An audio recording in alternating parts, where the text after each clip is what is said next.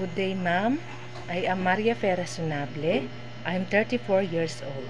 I'm married with Louis Rasunable. We have 3 kids. The eldest is 13 years old, and the second is 9 years old, and the youngest is 3 years old.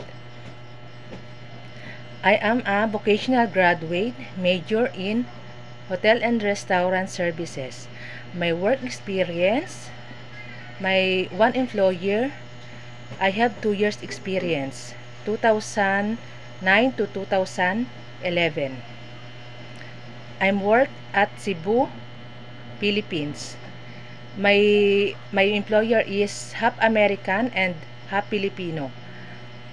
1 couple and 3 children.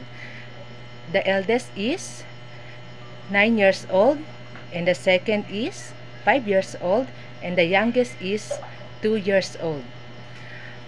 My priorities work is taking care of the children, also doing household chores, cleaning, laundry, and doing grocery shopping.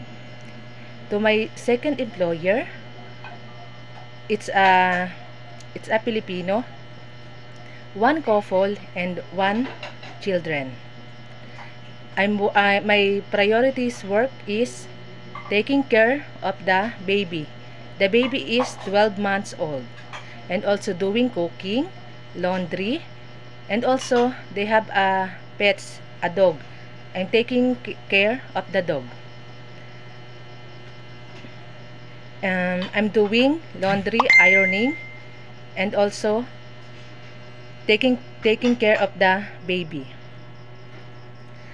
My experience is I have 2 years, and I'm start